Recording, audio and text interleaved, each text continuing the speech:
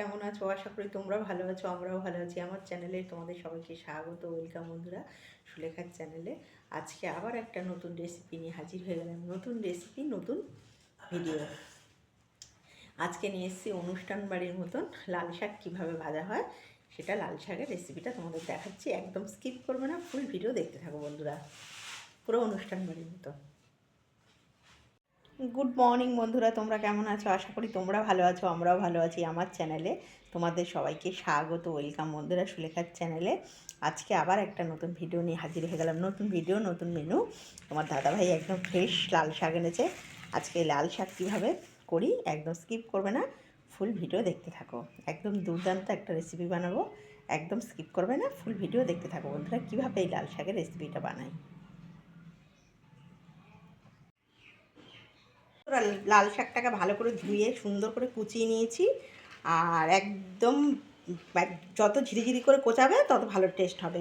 এখানে লাল শাক নিয়ে নিয়েছি বন্ধুরা কুচিয়ে, আর এখানে নিয়েছি বাদাম। পুরো একদম বিয়েবাড়ি অনুষ্ঠান বাড়ির মতো লাল শাক করবো। আর এটা কিন্তু সম্পূর্ণ নিরামিষই।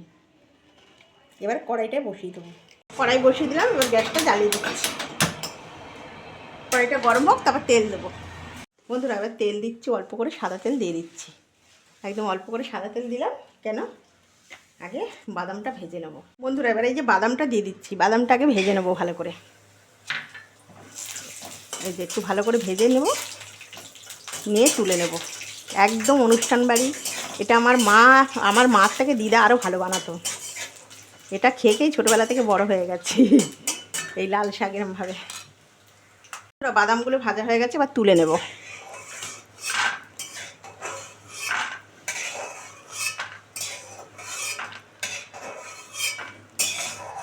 আর নেই, এই যে বাদামগুলো সুন্দর করে ভেজে নিয়েছি। এবার একটু তেল দেবো ওর মধ্যে, অল্প করে, বেশি তেল লাগবে না, অল্প একটু তেল দিলাম। এবার তেলটা গরম হোক, তারপরে ফোড়ন দেবো।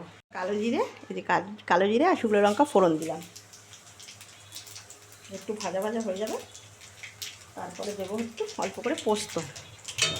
এই যে এবার দেবো হচ্ছে পোস্ত, অল্প করে পোস্ত দিয়ে দিলাম। দিয়ে এবার শাকটা দিয়ে দেবো। এইটা আমাদের বাড়ির গোপাল, বুঝেছো? আমাদের গোপালকে দেওয়া হতো এরকম করে রান্না করে, বুঝলে বন্ধুরা? আরেকটা শাক দেখাবো, সেটা আমি তোমাদের বলছি না। সেটা একটা, এই লাল শাকের আরেকটা মেনু, ওটাও আমাদের গোপালকে দেওয়া হতো। সেটাও তোমাদের কাছে একদিন শেয়ার করবো। সেটাও গোপালের, ওটাও একটা দুর্দান্ত মেনু, ওটাও শেয়ার করবো তোমাদেরকে। এই যে অল্প একটু হলুদ দিয়ে দিলাম। এবার অল্প করে লবণ দিয়ে দেবো। শাকে কোনো জল দিতে হবে না, জল বেরিয়ে যাবে। এই যে অল্প করে লবণ দিয়ে দিলাম। আর লবণ দেবো না, কেন বলো তো? আর লবণ লাগবে না, কেন অলরেডি এসব শাক একটু মিষ্টি মিষ্টি না খেলে ভালো লাগে না। বেশি লবণ দিয়ে দিলে টেস্ট নষ্ট হয়ে যায়। একদম এটা অনুষ্ঠান বাড়ি বা ঠাকুরের শাকের থেকে কিরম জল বেরিয়েছে বন্ধুরা। এই দেখো, তখন ফোড়নও আমি কিছুটা ইয়ে দিয়েছি, পোস্ত দিয়েছি, আর একটু পোস্ত দিয়ে দিচ্ছি ওপর দিয়ে ছিটিয়ে। যত এটাতে পোস্ত পড়বে খেতে তত টেস্ট।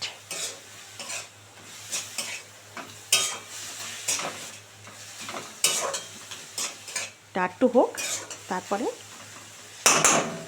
তোমাদের দেখাচ্ছি বন্ধুরা। এবার একটু মিষ্টি দিয়ে দিচ্ছি, নাহলে গোপাল তো ঝাল খেতে পারে না, একটু মিষ্টি না দিলে টেস্ট হবে না। অল্প করে চিনি দিয়ে দিলাম, একটু মিষ্টি মিষ্টি হবে। একদম অনুষ্ঠান বাড়ি তোমার শাক একদম রেডি। এবার একটু মিষ্টি দিয়ে তারপরে বাদামটা দিয়ে দেবো।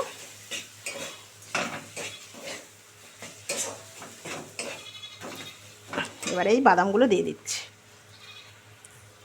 এই যে ভাজা বাদামগুলো একটু ভেঙে ভেঙে নিয়েছি, দিয়ে একদম রেডি হয়ে গেল। এবার এটা সার্ভ করে ফেলবো।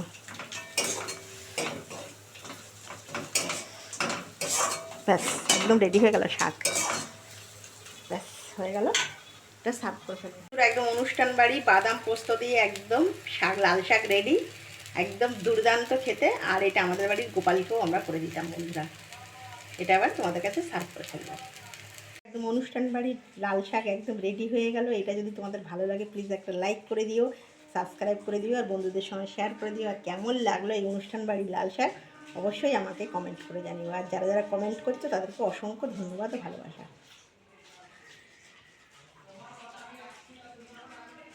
বন্ধুরা একদম রেডি হয়ে গেল অনুষ্ঠান বাড়ির মতো লাল শাক। এই লাল শাক যদি তোমাদের ভালো লাগে প্লিজ একটা লাইক করে দিও, সাবস্ক্রাইব করে দিও, আর বন্ধুদের সঙ্গে শেয়ার করে দিও।